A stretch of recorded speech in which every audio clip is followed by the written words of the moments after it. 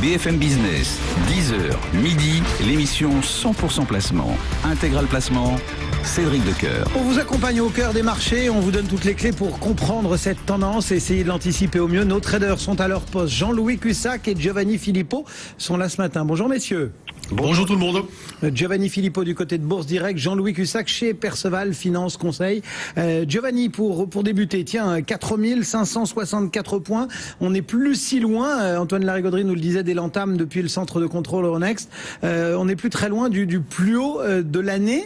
Est-ce que ça vous semble envisageable d'aller retester ces 4600 et quelques points ? Oui, c'est tout à fait envisageable, d'autant plus qu'on va disposer de 8 à 10 séances avant des événements jugés majeurs, comme la réunion de l'OPEP, le référendum constitutionnel en Italie le 4 décembre, les élections présidentielles autrichiennes et puis la fête le 14. Donc on va disposer d'une petite séquence, d'un petit timing un peu plus creux sur les événements pour éventuellement, je dirais, organiser l'atteinte de ces 4006, voire réussir à s'asseoir au-dessus de la zone 4600-4620. Bon, sur le papier, la configuration, on va dire, est assez positive. Je crois qu'il y a très longtemps qu'on n'a pas eu des indications, un cumul d'indications positives aussi important, aussi intéressant, mais malheureusement le marché, je dirais, s'enflamme pas plus que ça. C'est plutôt les marchés américains qui ont profité, si vous voulez, de la hausse ces derniers jours, gommant d'ailleurs le différentiel qui était en faveur des indices européens en l'espace de peu de temps. Donc je dirais oui, tant qu'on reste à très court terme au-dessus de la zone 4480, 4460, qui a aisément résisté à la pression ces derniers jours.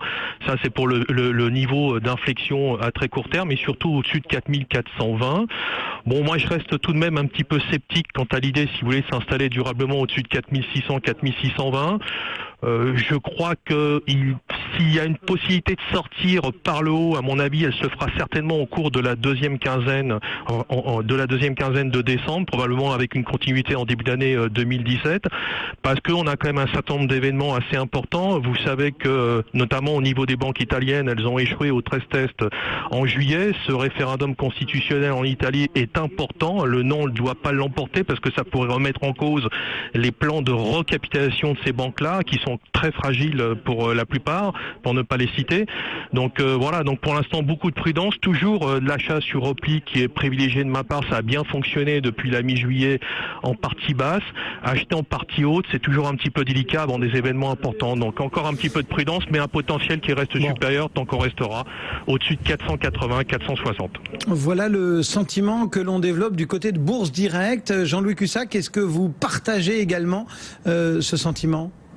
Je l'épouse, oh pas de problème. C'est exactement l'idée de fond que je développe depuis un certain temps. Bon, là, on est en phase totale. C'est-à-dire que c'est vrai qu'on a une accumulation de facteurs plutôt positifs, mais c'est mou, c'est lent. À d'autres époques, on aurait vu le marché vraiment partir plus vite.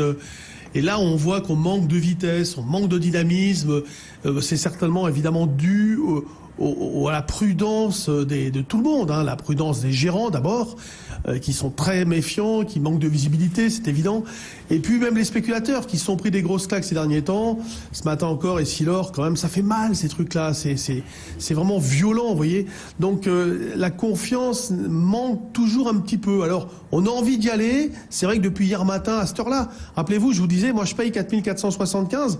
Je pensais pas que derrière ça aurait été aussi vite. Par contre, je pensais même pas avant qu'on aurait pu aller sur 4475. Je pensais que le marché allait plutôt remonter plus vite avant, vers peut-être dès 9h du matin. Je pensais pas qu'il aurait baissé comme ça. Et puis là, il est parti à la hausse directe avec un point haut immédiat. Et depuis, il piétine. Moi, je suis placé là à l'instant T encore à 4540. Donc là, je suis placé vers ce niveau. Et c'est vrai que potentiellement, je suis acheteur jusqu'à 4475, le niveau d'hier. Voilà, c'est un peu la même consolidation. Donc oui, c'est mieux. Est-ce que la nature profonde du marché va changer ? Malheureusement, je ne crois pas. Je pense qu'on va avoir toujours une grande hésitation qui va donc dominer le marché. Et pour l'instant, voilà, on a passé cette période d'essoufflement. Il y a de l'espoir, mais c'est quand même assez fébrile et ça tient pas sur grand-chose. Est-ce que les volumes sont peut-être plus conséquents, Jean-Louis, d'abord ? Oui. Ah oui, là aujourd'hui, on est à 820 millions là, mais Essilor, aujourd'hui, c'est le plus gros volume du CAC 40. C'est quand même assez rare de trouver Essilor à la première place du podium. Malheureusement, c'est avec une variation de moins 7%. Et ça, franchement, c'est pour ça que souvent je vous dis, écoutez, les actions, c'est bien, mais on se prend des claques alors qu'il y a un consensus, c'est très violent. Quand un petit profit warning comme ça, ils renoncent à leurs objectifs et boum, moins 8, c'est d'une violence extrême. On n'avait pas ça il y a quelques années. Giovanni, vous sentez-vous aussi du côté de Bourse Direct ce retour un petit peu des flux entrants ? On a eu une flambée post-Trump des journées à 5-6 milliards. On n'avait pas vu ça depuis longtemps, mais si vous regardez ces derniers jours, mis à part la clôture de l'échéance mensuelle sur les dérivés où il y a eu un petit peu plus de 3 milliards, on a quand même eu une décrue de ces volumes par rapport à ces niveaux-là. Mais au-delà du volume, moi ce qui m'intéresse, si vous voulez, c'est les valeurs qui ont forte pondération. Et par exemple, une valeur qui pourrait tirer le CAC par le haut, c'est Total qui est en train de travailler sa ligne de crête à 44,60. Plus forte pondération du CAC, il gagne 1,40. Ça fait partie des moteurs qui pourrait s'activer pour peu que l'OPEP signe un accord sur un gel de production ou voire une baisse de production. Et bien voilà ce que nos traders pouvaient vous donner comme indice pour mieux appréhender la séance du jour. Merci beaucoup à tous les deux. Giovanni Filippo depuis Bourse Direct, Jean-Louis Cussac était en duplex de Perceval. Le CAC 40 donc 4565 points en progression de 0,8%.